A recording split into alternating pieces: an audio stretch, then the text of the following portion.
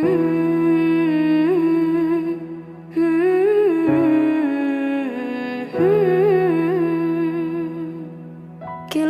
هذه الأرض ما تكفي مساحة لو نعيش بلا سماحة.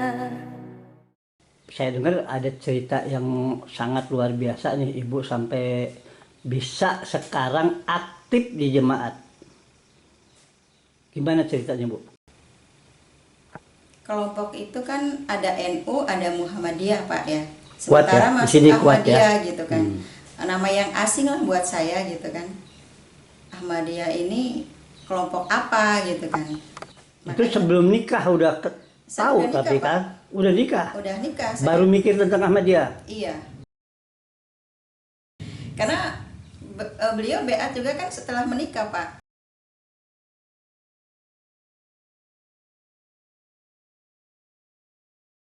Perjalanannya apa Bu yang bikin mula-mula Ibu kelihatannya malah sangat menjauh dari Ahmadiyah? Suami sering keluar malam Pak untuk tabligh gitu kan, siang-siang juga sering keluar. Jadi waktu saya kan ini maksudnya tuh tersita gitu kan. Apalagi dengan membawa nama Ahmadiyah gitu kan. Sesuatu yang aneh lah di sini gitu. Ibu juga nggak tahu. Iya, saya juga kan nggak tahu. Bener-bener nggak tahu ngeblank gitu. Apa sih Ahmadiyah? وانت عايزنا بحب لو تضيق الأرض نسكن كالجل كل هذه الأرض. Karena mendengar dari orang-orang yang mungkin mengerti agama, Ahmadiyah itu kan aliran yang sesat gitu kan. Jadi saya nggak mau kalau suami saya juga ikut-ikut ke bawah sama aliran yang sesat kan gitu. Ketika Ibu dengar sesat, Ibu malah tidak mau nanya sama yang di sebelah Ibu. Enggak Pak, enggak. Tapi saya terus belajar membaca buku Pak. Jadi ada beberapa buku yang dikasih sama Pak Mubalik ke Pak Haidir, itu yang saya baca, buku Baiat yang pertama saya baca itu. Saya pelajarin terus, baca terus. Ketika umat muslimin kembali lemah, pecah belah jadi 73 golongan, saling bunuh, saling mengkafirkan.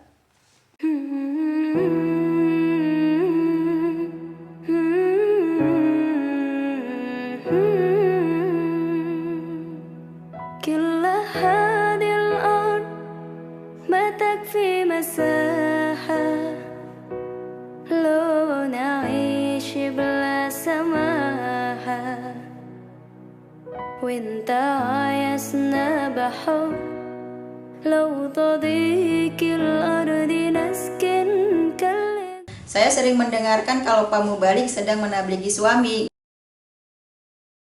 Kata Pak Mubalik bahwa Nabi Isa itu sebenarnya sudah wafat. Gitu.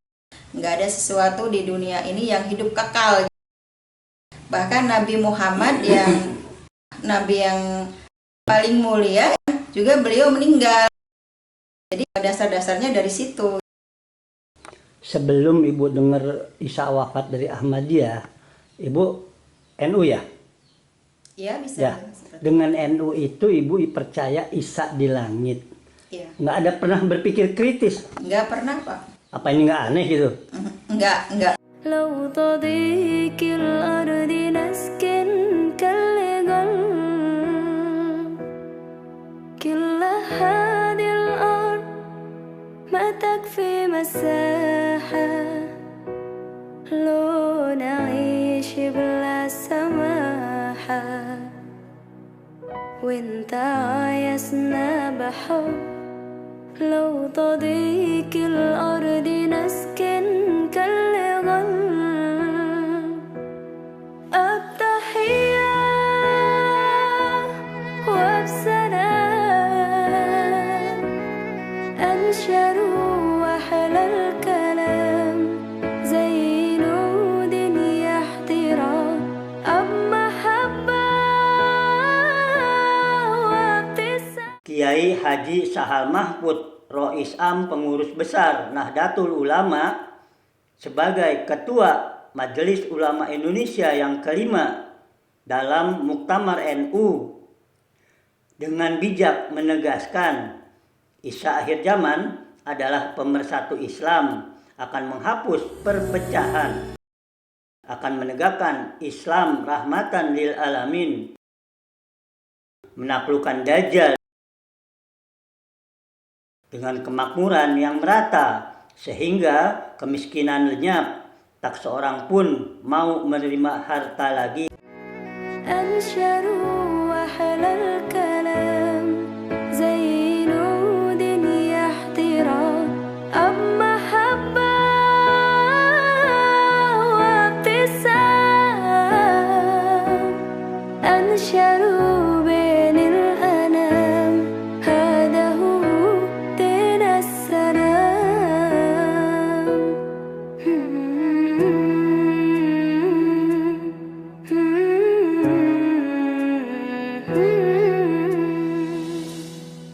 كل هذه الأرض ما تكفي مساحة لو نعيش بلا سماحة وانت عايزنا بحب لو تضيق الأرض نسكن كاللغم التحية وبسلام أنشروا أحلى الكلام زي نود يحترى أب محبة وابتسام أنشروا بين الأنام هذا هو دين السلام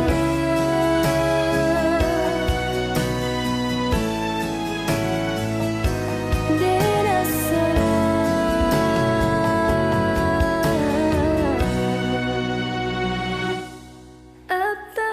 التحية وبسلام أنشروا أحلى الكلام زي نود يحترى أب محبة Kota itu dirubah oleh Muhammad Al-Fatih menjadi kota Islambul. Islambul, kota Islam, negeri Islam yang berubah menjadi Istanbul. Maka di sana ada satu tempat bernama Nisea. Di Nisea inilah mereka bersepakat bahwa Isa adalah anak Tuhan. Padahal itu tidak ada disebutkan dalam Injil, tidak ada dalam wahyu Allah Subhanahu wa taala. Yu'arrifunal kalima amma wadhihi, mereka merubah-rubah kalimat yang ada dalam kitab suci sesuai dengan kemauan kehendak hawa nafsu mereka. Maka mereka tidak berhasil membunuhnya.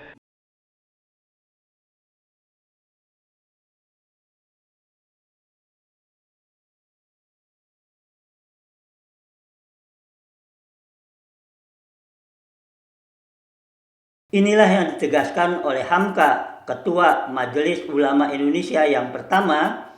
Isa Israeli, pembawa Taurat, sudah wafat. أب محبة وابتسام Dikubur di bumi, tidak mungkin turun kembali. الأنام هذا هو دين السلام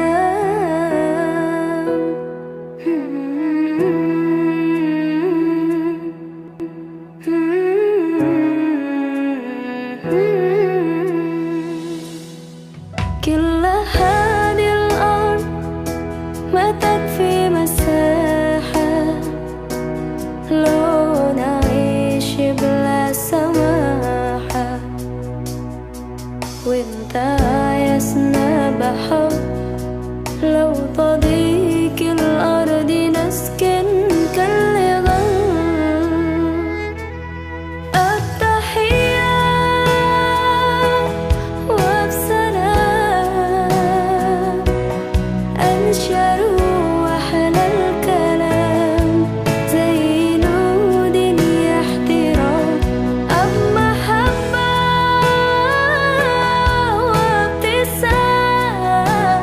وابتسام أنشر بين الأنام هذا هو دين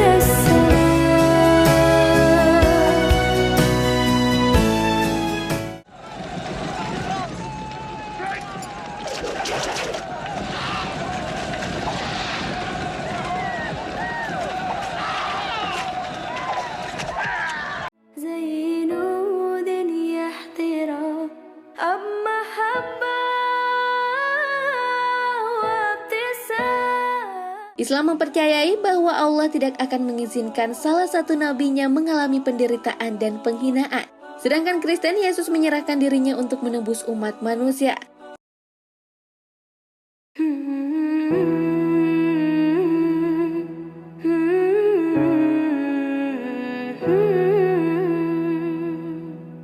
كل هذه الأرض ما تكفي مساحة لو نعيش بلا سماحة وانت عايزنا بحب لو تضيق الأرض نسكن كل قلب كل هذه الأرض ما تكفي مساحة لو نعيش بلا سماحة وانت عايزنا بحب لو تضيق الأرض نسكن كل قلب التحية وبسلام أنشروا أحلى الكلام زي نود يحترى أب محبة وابتسام أنشروا بين الأنام هذا هو دين السلام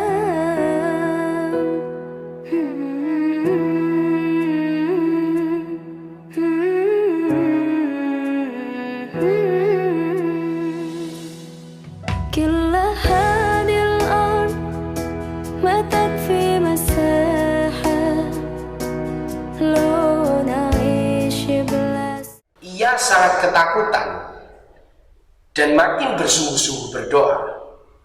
Peluhnya menjadi seperti titik-titik darah yang bertetesan ke tanah. Di dalam ayat ini kita dapat melihat sebenarnya bahwa Yesus sangat jelas sekali dan dia mengakui secara polos bahwa ia sendiri sangat ketakutan pada saat musibah yang akan menimpanya, pada saat ia dikejar oleh pasukan Romawi pada saat itu, dan akhirnya dia pun bersembunyi di Taman Getsemani.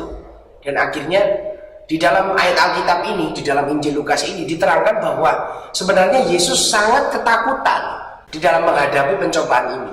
Pada saat itu saya berpikir bahwa seharusnya Yesus itu harusnya bersyukur. Dia tidak seharusnya sebagai sosok atau mungkin yang seperti diakui oleh umat Kristen itu sendiri, dia adalah Tuhan, bahwa dia menunjukkan bahwa mental yang dia tunjukkan kepada umatnya adalah sebenarnya adalah mental ketakutan. Tetapi yang ingin saya bahas di sini bahwa pada saat itu saya berpikir, kenapa ya Yesus itu takut? Kenapa Yesus itu tidak menunjukkan bahwa seharusnya dia itu berani menghadapi semua kenyataan ini apabila dia adalah Tuhan? Tetapi yang ingin saya tekankan di sini, pemirsa yang dirahmati oleh Allah Subhanahu wa taala, bahwa sebenarnya Yesus sangat polos mengaku bahwa sebenarnya ia sangat ketakutan. Itu poin pertama. Dan kalau menurut saya, ini pendapat saya pribadi pada saat itu, saya masih berpikir bahwa seharusnya yang dilakukan oleh Yesus adalah apabila dia adalah seorang Tuhan, dia harusnya bersyukur. Kalau menurut saya pada saat dia diberi amanah untuk menyelamatkan dan menebus umat dari dosa ataupun maut, maka seharusnya sikap yang ditunjukkan Yesus di situ bahwa seharusnya dia tidak ketakutan, melainkan dia harus bersyukur. Mengapa bersyukur saya katakan di sini? Karena sebenarnya misi yang dia diberikan oleh Allah bawa kepada Yesus pada saat itu adalah misi yang sangat besar menurut saya pada saat itu. Tetapi pertanyaan saya yang mendalam, pertanyaan saya yang mendasar di situ adalah bahwa mengapa Yesus itu menjadi ketakutan? Bahwa sebenarnya apabila dia benar-benar seorang Allah yang menjadi manusia, berarti harusnya dia harus memberikan, dia malah harus bersyukur, dia mengemban misi itu untuk menyelamatkan dan menebus seluruh umat manusia seperti yang diklaim oleh kepercayaan saya yang sebelumnya. Nah, di sini yang perlu kita garis bawahi bahwa sebenarnya pada saat itu saya juga merasa bimbang. Sebenarnya pada saat itu saya juga merasa ada yang aneh di dalam ayat ini. Tetapi istilahnya saya ingin mengajak pemirsa yang dirahmati oleh Allah Subhanahu wa Ta'ala pada pagi hari ini, saya ingin mengajak Anda berpikir sebenarnya dengan menggunakan akal budi kita, sebenarnya dengan menggunakan cara berbahasa dengan logika yang benar, bahwa sebenarnya ayat ini di sini sudah cukup jelas menunjukkan, sudah memberikan informasi yang sangat jelas bahwa sebenarnya Yesus ataupun juru selamat kepercayaan saya yang dulu, sebenarnya dia itu ketakutan.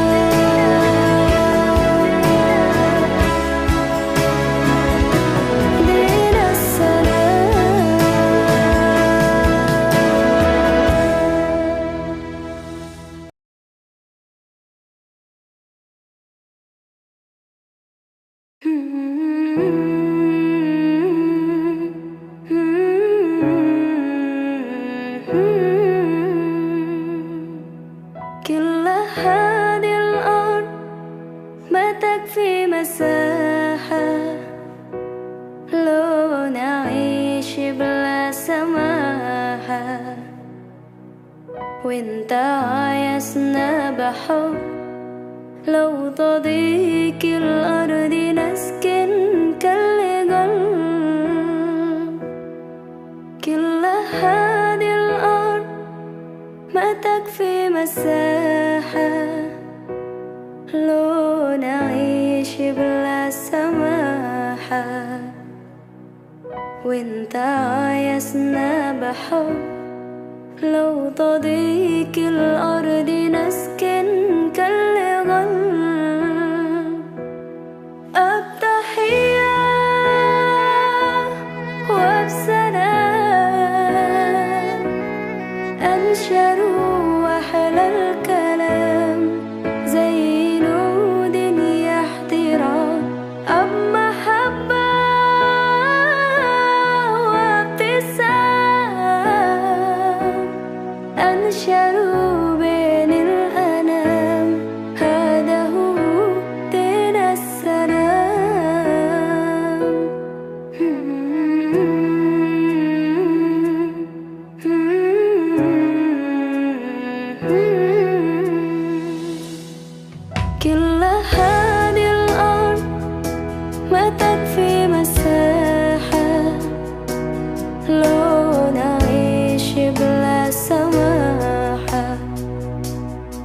وانت عايزنا بحب لو تضيق الأرض نسكن كاللغم التحية وبسلام أنشروا أحلى الكلام. Apalagi di antara datangnya kiamat itu, tanda yang besar itu, turunnya Nabiullah Isa Al-Masih, putra Maryam. Menurut berbagai hadis yang sahih, Nabi Isa Al-Masih nanti akan turun tidak membawa risalah yang baru, tapi meluruskan risalah Islam ini yang telah banyak ditinggalkan oleh masyarakat. Bahkan ada hadis menjelaskan beliau akan membunuh Nabi, mematahkan kayu-kayu salib, lalu melaksanakan haji dan umrah mengikuti syariat Nabi Muhammad, bukan membawa agama baru. Menjadi semacam mujaddid, reformer, menyelamatkan manusia dari bisikan Dajjal. Bahkan ada riwayat yang menjelaskan bahwa Nabi Isa berhasil mengalahkan Dajjal, mengembalikan masyarakat manusia kembali kepada ajaran Islam yang datang dari Allah, dibawa oleh Rasulullah sallallahu alaihi wasallam.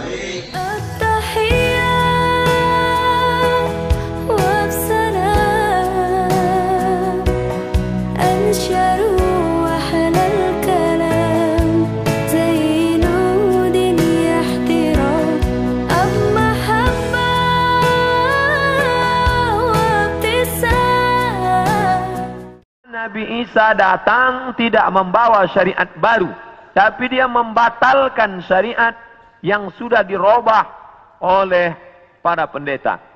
Nabi Isa alaihissalam tidak pernah mengaku dirinya Tuhan. Al-Masih ibnu Maryam illa rasul. Al-Masih tak lain tak bukan hanyalah seorang rasul. Nabi Muhammad sallallahu alaihi wasallam bercerita bahwa Nabi Isa ini akan datang menjadi pemimpin yang adil. Dia menghidupkan lagi sunnah-sunnah Rasulullah sallallahu alaihi wasallam. Kerana dia datang sesudah Nabi Muhammad, maka dia sendiri pun ikut syariat Nabi Muhammad sallallahu alaihi wasallam.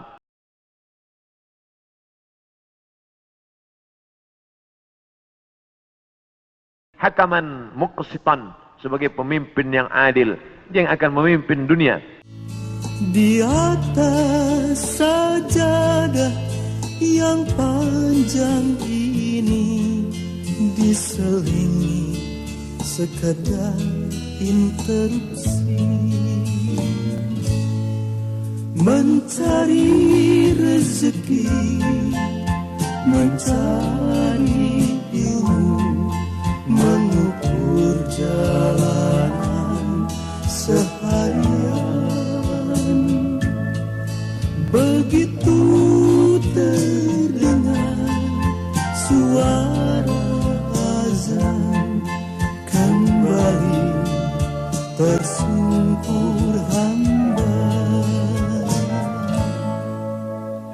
Ada sajadah panjang terbentang, hamba tunduk dan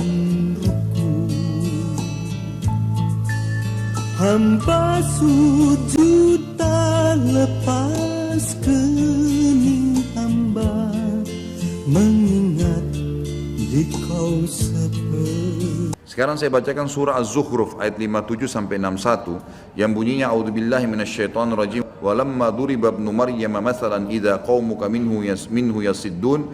Dan takala putra Maryam Isa dijadikan alaihissalam perumpamaan orang-orang Quraisy kaum Muhai Muhammad bersorak-sorak, jadi mengolok-olok dengan maksud membantah saja. Sebenarnya mereka adalah kaum yang suka bertengkar. Isa tidak lain hanyalah seorang hamba yang telah kami berikan kepadanya nikmat kenabian dan kami jadikan dia sebagai tanda bukti kekuasaan Allah untuk Bani Israel. Ada sajadah panjang terbentang. Nah, karena itu di sini saya ingin ingatkan, andai kata di antara kita besok ada yang mengalami datangnya Imam Mahdi dan Anda lihat cirinya percis seperti yang disampaikan oleh Nabi melalui hadis-hadisnya, jangan Anda pernah ragu untuk membaiatnya. Sampai-sampai Nabi sudah kasih kabar, kalau kalian hidup mendapatkan Imam Mahdi datang, walaupun kalian harus merangkak, datang, temui, berikan baiat. Jadi jangan ragu-ragu.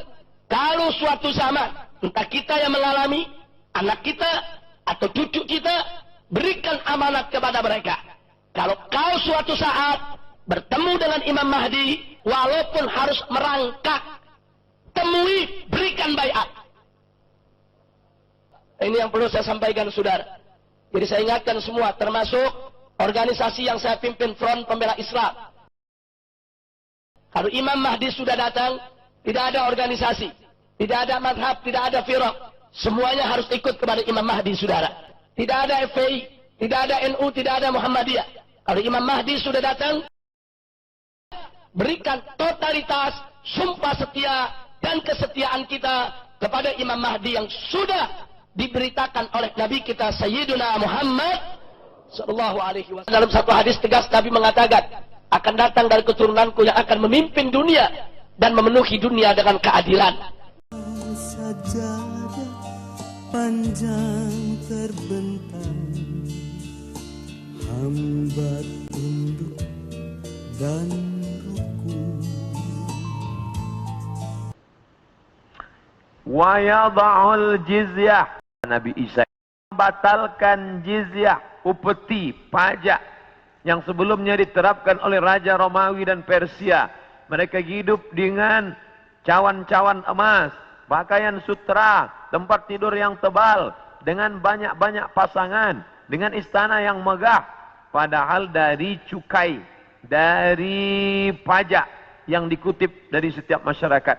Maka datanglah Nabi Isa alaihissalam membantah itu semua perbuatan yang batil, bahwa itu perbuatan zalim, menganiaya orang susah. Maka dia menghapuskan itu, wa yada'ul jizyah wa yafidul mala hatta la yaqbaluhu ahadun, dan kemudian dia membagikan harta sampai tidak ada satupun yang mau menerimanya. Apa makna dia membagi harta tak ada orang mau menerima? Karena orang sudah merasa cukup.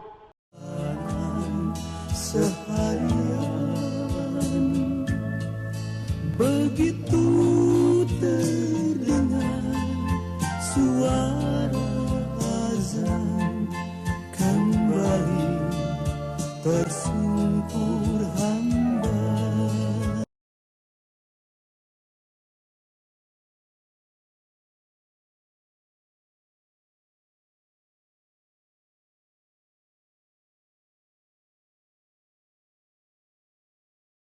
Istilahnya sesudah mendengar dari Ahmadiyah timbul satu pertanyaan yang cukup kritis, kan, dan ternyata lama-lama ibu terima. Iya, masuk logika juga kan Pak. Nggak mungkin manusia hidup di atas langit, makan apa segala macam kan gitu.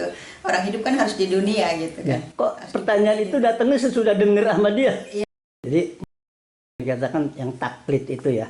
Taklid pokoknya ulama ngomong kita terima tanpa ada pemikiran kritis gitu ya. Proses panjang berapa lama untuk bisa menerima pindah dari keyakinan masih di langit ternyata udah wafat gitu. Cukup lama? Lama Pak, 5 tahunan lah. Jadi selama 5 tahun itu tetap di luar Ahmadiyah. Tetap marahin suami kalau lagi tugas. Tetap marahin tetap. Ya. Bahkan pernah satu kali suami ngajak untuk sholat Idul Fitri ke Masjid Al-Fadol gitu ya. Saya dibawa pakai mobil, saya diturunin di depan rumah mertua. Akhirnya saya turun, pulang lagi ke rumah. Saya sholat ke masjid umum Pak, karena saya nggak mau dibawa sholat ke situ gitu.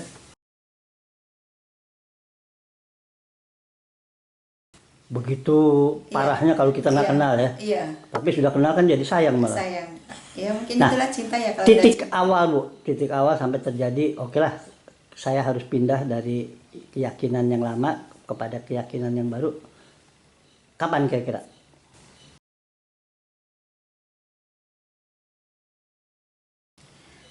Tahun 2004-an lah ya. 2004-2005 Pak. Terasa agak berat untuk pindah begitu?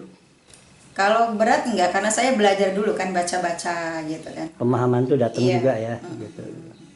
Tapi ibu nggak ngerasa kalau saya ikut ini ntar orang NU marah misalnya gitu nggak? Kalau awal-awal Karena di sekitar situ masyarakat kampung yang suka membicarakan dari satu hal ke hal yang lain itu memang bertentangan Pak gitu. Saya juga merasa saya masuk ke sini nanti gimana ya gitu dengan masyarakat di sekitar gitu kan. Dan memang ya ada semacam perguncingan bahwa masyarakat di sekitar mengatakan ngomong ke saya itu kamu itu gila masuk Ahmadiyah gitu kan. Benar. Karena memang apa yang mereka pahami selama ini gitu. Nah, ketika Ibu pindah terasa juga kan apa yang Ibu takut itu terasa gitu. Terasa, iya. Lalu bagaimana sikap Ibu menghadapi seperti itu? Saya menyikapinya ya dengan santai Pak. Enggak ada, kalau ada orang ngomong enggak enak saya menentang, enggak gitu. Pasti saya hadapi dengan senyuman aja gitu. Nah, kapan Ibu dapat mimpi?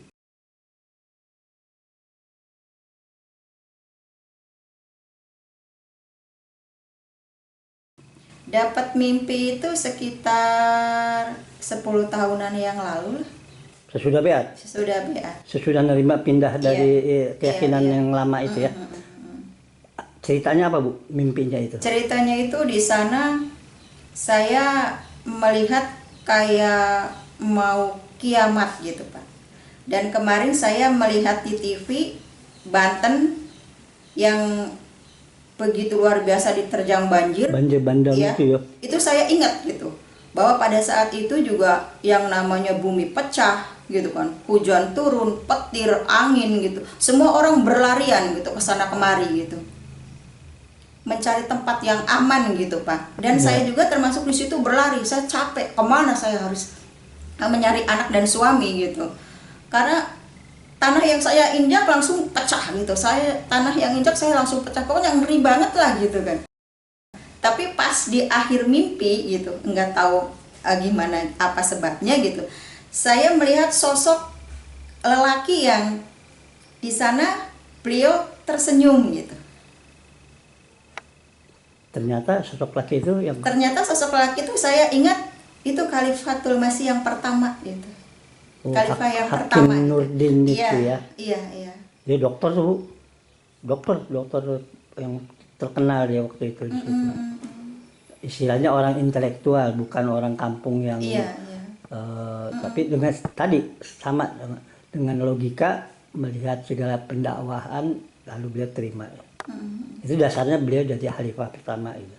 Nah, sesudah mimpi itu apa yang Ibu katakanlah Ibu lakukan gitu? Saya dalam hati bener nggak sih ya mimpi saya itu gitu kan, ketemu sama sosok yang buat saya luar biasa banget gitu. Waktu itu belum tahu itu khalifah? Saya tahu gitu karena saya sering memandangi foto-foto khalifah. Jadi di mimpi itu pun udah tahu ini siapa gitu ya? Iya, saya tahu beliau gitu kan. Nah, begitu selesai mimpi itu langkah Ibu adalah? Ya, itu udah beat ya? Udah beat Pak. Berarti hanya memperkuat aja ya? Iya. Bukan karena itu kita beat, tapi sudah beat dapat mimpi itu. Iya. Nah, hati Ibu ketika mendapatkan itu lebih tenang? Tenang Pak, adem, saya menemukan anak saya bertemu dengan suami saya. Di mimpi itu? Iya. Oh gitu, jadi lengkapnya ketemu malah justru dengan itulah ketemu sama. Ya, alhamdulillah ya. Nah, apakah itu satu poin untuk kemudian Ibu mulai aktif secara full di jemaat ini gitu? Iya Pak, ya karena keaktifan itu kan sesuatu yang tidak bisa saya bayangkan sebelumnya gitu ya. Karena saya awal menjadi orang yang keras menentang kehadiran Ahmadiyah di sini gitu kan. Tiba-tiba saya harus berbalik 180 derajat gitu kan. Saya harus menjadi orang yang aktif, itu mungkin karena cinta Pak. Terus karena memang di dalam jemaat Ahmadiyah ini semuanya itu bukan sesuatu yang aneh, bukan sesuatu yang bohong, tapi sesuatu yang nyata dan real gitu. Saya mendapatkan keberkatan yang sangat luar biasa setelah saya masuk ke dalam jemaat Ahmadiyah, dan saya memberikan waktu saya gitu ya. Waktu saya dan suami dan keluarga saya itu untuk jemaat gitu. Jadi yang namanya mendahulukan agama dari dunia itu sudah menjadi satu yang harus saya pegang gitu.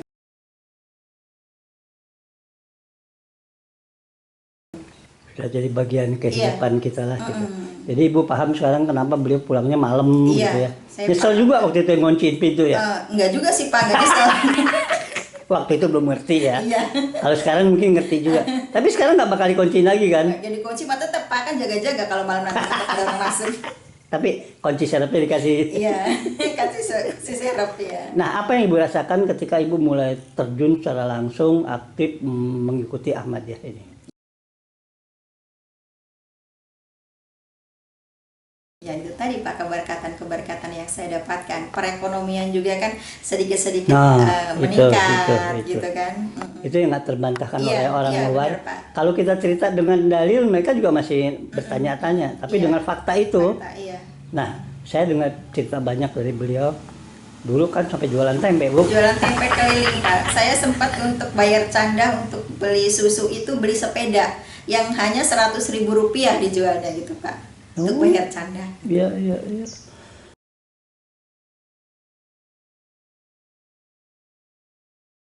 Sekarang tidak riak, tidak sombong. Iya, alhamdulillah. Dulu jualan tempe, sekarang kira-kiranya nih, kalau sekedar canda ibu sampai angka berapa gitu?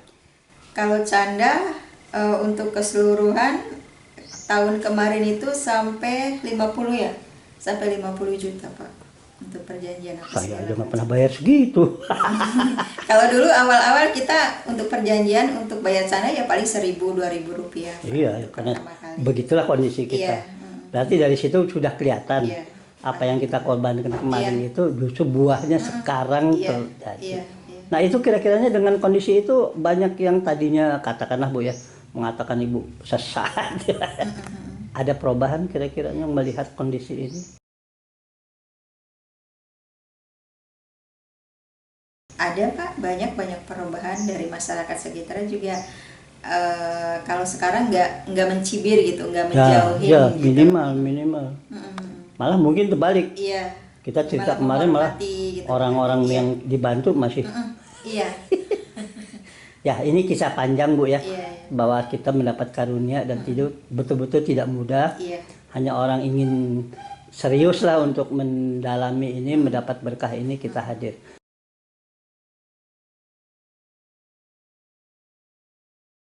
Mungkin ada hal-hal yang dengan terjun di sini, ada yang ibu ingin sampaikan pada masyarakat?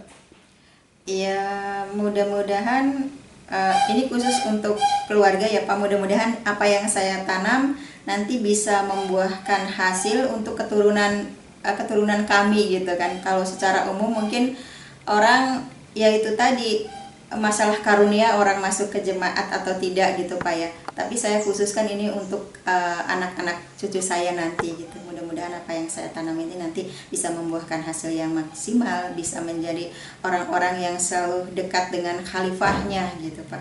Ya, memang kita harapkan itulah anak keturunan kita lah yang bisa menikmati semua apa yang kita perjuangkan sekarang.